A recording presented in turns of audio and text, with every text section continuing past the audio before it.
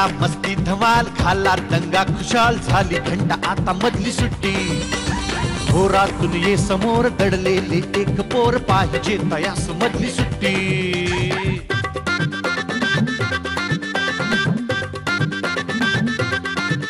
किती रंग त्यांचे किती गंध त्यांचे, विचारून घ्या या फुलांना जरा. नको सारखी शिस्त आणि पहारे, मुलांना हाती द्या ना मुलांना जरा. किलबिल त्या पाखरास वाऱ्यावर वाहण्यास देत जाई पंख मधली सुट्टी. घोरातून ये समोर दडलेले एक पोर, पाहिजे तयास मधली सुट्टी. मधली सुट्टी. नमस्कार. आजच्या मधली सुट्टीमध्ये मी सलील कुलकर्णी तुमच्या सगळ्यांचं मनापासून स्वागत करतो. पुन्हा एकदा रस्ते गजबजले, पुन्हा एकदा शाळेच्या दरवाजावर गर्दी जमली, पुन्हा एकदा रिक्षा व्हॅनमध्ये ते सगळे चिमुरडे उतरतायत, दप्तर घेऊन, नवीन ड्रेस घालून, नवीन शूज घालून, त्यांच्या पुस्तकांना छान नवीन कव्हर्स घातलेले आहेत, नवीन नाव लिहिलेलं आहे. पुन्हा एकदा त्यांच्या बाकांवरची धूळ आता झाडली जाईल आणि ते पुन्हा एकदा बसतील काहीतरी नवीन शिकायला. या नवीन शालेय वर्षाची सुरुवात आम्ही अशा एका शाळेने करतोय जिथे फक्त शिकवलं जात नाही मुलांना, तिथे या मुलांना घडवलं जातं. आज मी आलोय पुण्याच्या ज्ञान प्रबोधिनी प्रशालेमध्ये. बघूया इथली मुलं काय वेगळा विचार करतायत, त्यांना खरोखर किती घडवलंय. आज मला खूप उत्सुकता आहे ही मुलं इतरांपेक्षा काय वेगळा विचार करतात.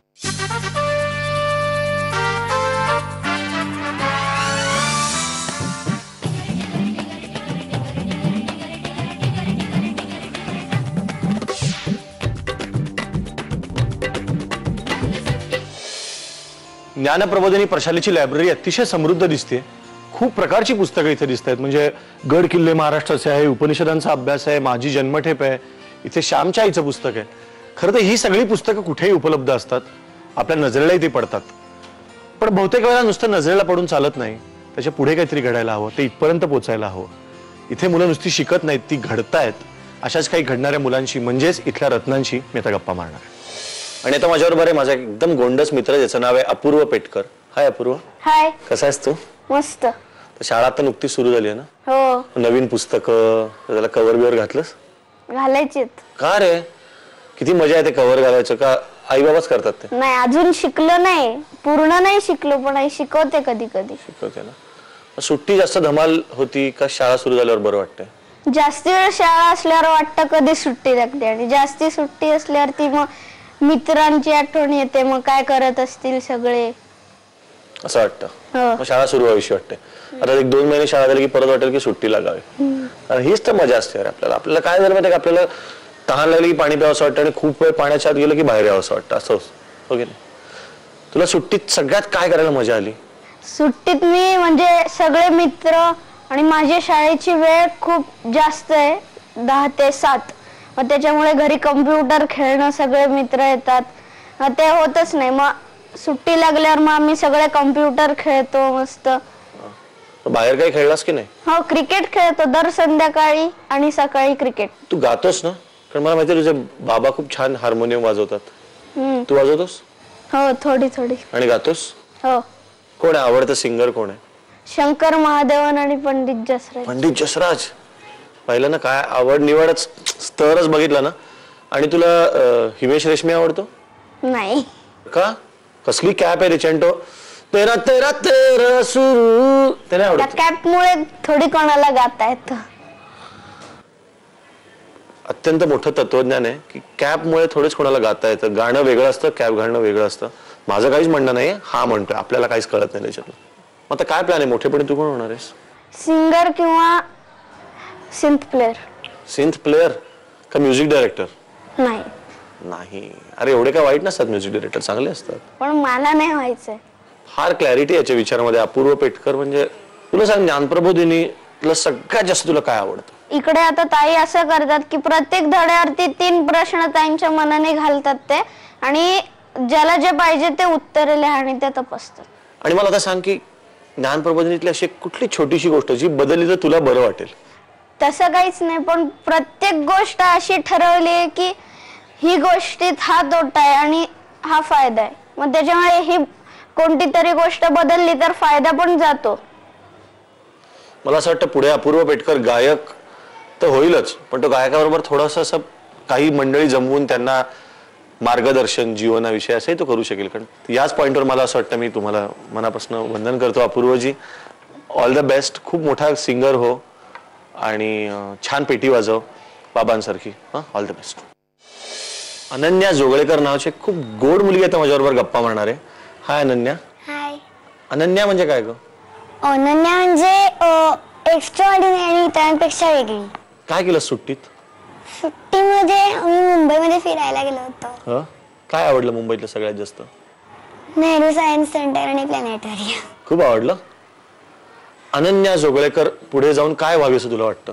लहानपणी वाटायचं की ॲस्ट्रॉनॉट, मग आता वाटतं की ऍक्ट्रेस. त्यामुळे माझं सारखं बदलत असतं. लहानपणी ॲस्ट्रॉनॉट वाटायचं म्हणजे लहानपणी असं वाटायचं की ॲस्ट्रॉनॉट व्हायला पाहिजे. आता मोठेपणी काय वाटतं? आणि आता वाटतं की ऍक्ट्रेस व्हायला पाहिजे. ऍक्ट्रेस? कोणासारखं? कोण तुझा आदर्श का? कोण आवडतो तुला ऍक्ट्रेस? आई म्हणते की तू मुक्ता बर्वेसारखी दिसतेस, त्यामुळे मला ती आवडते. हाय हाय, मुक्ता बर्वेसारखी दिसतेस असं म्हणते. एका लग्नाची दुसरी गोष्ट बघतोस. मग आपण एक सीन करूया. कसला करूया माहितीये का? तू आई आणि मी मुलगा. हा चल. आणि मी ना खूप वेळा क्रिकेटचा बॉल हरवलेला असणार आणि परत मी तुझ्याकडे बॉल मागायला येणार, पैसे मागायला बॉल घ्यायला. आई काय झालं? ना क्रिकेटचा बॉल परत हरवला. किती वेळा सांगितलं सांभाळून वापरायचा म्हणून. आई पण तो कुत्र्यानी खाल्ला. मग सर आता ग्राउंड वर जाऊन खेळायचं. आई पण कुत्रा ग्राउंड वर पडाला. अगं हसतेस काय? खूप मोठा कुत्रा होता. मग घाबरायचं नाही असं आहे. आपण कुत्रा पाळूया? नको प्लीज. नको. मग घोडा तरी पाळूया. घोडा? छोटा घोडा पाळूया. मी उद्यापासून घोड्यावरच शाळेत जाणार आहे. माझी सायकल सारखी पंक्चर होते, घोडा पंक्चर तरी होणार नाही. तू अजून लहान आहेस, घोड्यावर नको जाऊ, सायकलवर नको. मग छोटं डुक्कर तरी घे मला. शी, डुक्कर? का तुला आवडत नाही डुक्कर? असं नाही. असं दोन करतो. नाही. आई तू हसू नको सारखी. मला काहीतरी, मला कुठला तरी प्राणी घे. मला काहीतरी प्राणी पाळायचा आहे. तुला कोणता आवडतो? मला झेब्रा. नाही, म्हणजे असे खूप मोठे प्राणी वगैरे नाही पाळायचे, नाही तर मग त्यांना सांभाळायला खूप अवघड जाईल. मग छोटासा पाळूया का? साप वगैरे? शी, नाही. म्हणजे आपण खरं तर जसे प्राणी पाळत नाही ना जंगलात वगैरे राहणारे, कारण ते खूप उपद्व्यापी असतात आणि त्यांना सांभाळायला खूप कठीण जातं, त्यामुळे त्यांना नाही पाळायचं. पण तू बाबांचं मात्र सगळं ऐकतेस आणि माझंच ऐकत नाहीस. बाबा तुझ्यापेक्षा मोठे आहेत आणि माझ्यापेक्षा मोठे आहेत. हसली आई, हसली. बॉल तर मिळणार बाबा त्या मुलाला. हो ना, चांगली ऍक्टिंग करतेस तू. आईने असं हसायचंच असतं. आई जर चिडून बसली तर मुलगा किती बिचारा होईल की नाही. त्यामुळे आईने मधनं मधनं हसायचंच असतं. तर गोड करतेस तू. मला असं वाटतं की तू होशील मुक्ता बर्वेसारखी. हो ना? व्हायला आवडेल ना. तर आई तुला खूप मनापासून नमस्कार आणि खूप शुभेच्छा. तू खूप मोठी हो. हाय देवश्री, कशी आहेस तू? छान आहे. तर शाळा सुरू झाली सुट्टीनंतर, तर अगदी खरं खरं सांगायचं, तुला सुट्टी जास्त आवडत होती का शाळा जास्त आवडत? शाळा जास्त आवडते. नक्की? हो. सुट्टीत बोर झालं होतं? हो. का? मग घरी काही करायला नसतं, टीव्हीच बघायचा, मग अभ्यास करणे, मग कंटाळा येतो. मोठी झाल्यावर काय होणार आहेस तू? मी मोठी झाल्यावर सायंटिस्ट होणार आहे आणि माझं खूप मोठं स्वप्न आहे की मला राष्ट्रपती बनायचंय. राष्ट्रपतीच डायरेक्ट? हो. मी सांगतो, मी इतक्या लहान मुलांना भेटलो महाराष्ट्रभरच्या. ही एकमेव व्यक्ती आहे इथे, देवश्री जोगळेकर, जिला राष्ट्रपतीच बनायचं. आधीमध्ये काहीच नाही. म्हणजे असे छोटी मोठी स्वप्नच नाही तिची. राष्ट्रपती ठरलेलं आहे तिचं. होशील सगळं. तू काय करशील का? तू पहिला चेंज काय करशील भारतात राष्ट्रपती? मी पहिला चेंज असा करेन की जे प्रदूषण वाढते आपल्या भारतात ते कमी करायचा प्रयत्न करेन. आणि दुसरा चेंज महत्वाचा असा करेन, आपण खूप पैसे वापरतो, तर मग पैशांमुळे खूप वाईट घटना घडतात, चांगल्या पण घडतात. पण मग वाईट घटना घडण्याचं प्रमाण जास्त आहे ना, तर मला असं वाटतं की जो पैसा आपण वापरतो तो नकोच असायला. सगळं फुकट. म्हणजे एक असं कार्ड करून द्यायचं राष्ट्रपती, म्हणजे सगळं त्यांचा शिक्का त्याचा असायचा, सगळ्यांनी ते कार्ड दाखवायचं दुकानात, मग जे पाहिजे ते मिळणार. सत्यवचनी देवश्री जोगळेकर पुढे जाऊन आपली राष्ट्रपती झाली तर मला स्वतःला खूप अभिमान वाटेल. पण ती कार्डची योजना मात्र मला ती फार डेंजरस वाटली. पण मला एक लक्षात आलं की या छोटूशा देवश्रीच्या छोटूशा डोक्यामध्ये खूप सारे प्रश्न आहेत.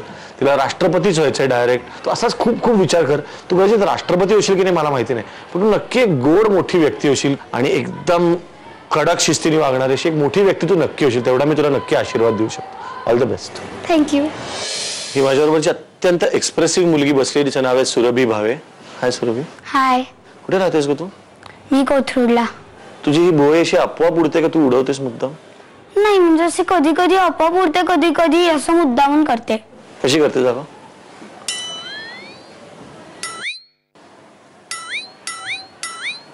डान्स करतेस? हो म्हणजे पूर्वी करायचंय, भरतनाट्यम करायचंय, क्लास लहानपणी? करायचंय. नाही 5वीत नाही 4थीत असताना. तुझी मान स्थिर राहते? कधी कधी. कधी कधीच राहते. बाकी बोलताना? हो. घरी आई बाबा अजून कोण कोण असतं? आई बाबा आणि मी. तिघं असतं. आणि आजी आजोबा कुठे असतात? आजी आजोबा, काका काकू आणि माझा छोटा भाऊ हे डोंबिवलीला असतात, पण बाबा शिक्षणासाठी म्हणून पुण्यात आले, त्यामुळे आम्ही इकडेच राहतो. हो पण मी एवढं नाहीच म्हणलं, मी फक्त आजी आजोबा कुठे असतात एवढं म्हणलं. तुम्हाला डोंबिवलीला. डोंबिवलीला. हा एवढंच उत्तर असतं. मला बोलण्याची फार सवय आहे, मी खूप बडबडी आहे. त्याच्यावरनं बोलणी करतेस वर्गात कधी? नाही पण म्हणजे तासाला बोलत असेल तर मग ताई ओरडतात. ते बरोबर आहे, ओरडायलाच पाहिजे. मान थांबव ना, मी त्याच्याकरता थांबलोय पुढचा प्रश्न विचारला. ओरडायलाच पाहिजे. पण मग आजी आजोबांना भेटायला तुला आवडतं सुट्टीत वगैरे? हो मी सुट्टीत रोज 5 दिवस 5-10 दिवस डोंबिवलीला जाऊन राहते. आणि मला आजी आजोबांची कमी अशी कधीच नाही भासत, कारण की माझ्या आईच्या आई माझ्या जवळच राहते आणि बाबांच्या आई लांब राहते. आता ना पुढचं 30 सेकंद मान न हलवता बोलायचंय. हा मान जर हल्ली तर फाऊल. हा कोण जिंकतंय बघूया. तुला सगळ्यात कंटाळा कसला येतो? आता डोळे फिरायला लागले तर मला डिंग डिंग डिंग डिंग डिंग आठवत नाहीये.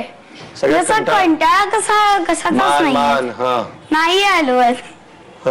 म्हणजे आमच्या समोर एक माझी मैत्रीण राहते, तिच्या जे खेळायला भयंकर कंटाळा येतो. ती खूप छोटी आहे आणि दरवेळी तिचाच मनाचा खेळायला लागतो. आणि तुझ्याकडे सारखी येते टाइम आहे शिक. हो ना. नाही ताई नाही म्हणत ती. मग सुरभीच म्हणते? हो 3रीत.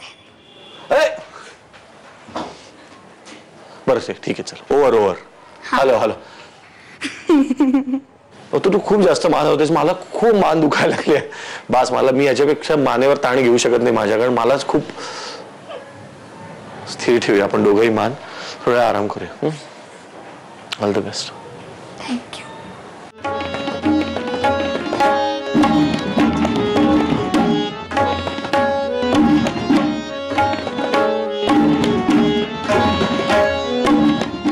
वारकऱ्यांना केळी दिली जातात, तर त्या केळ्याची सालं इतकी अस्ताव्यस्त पडलेली होती की आम्ही शेवटी ठरवलं आणि आमच्या वर्गाने ती गोळा केली.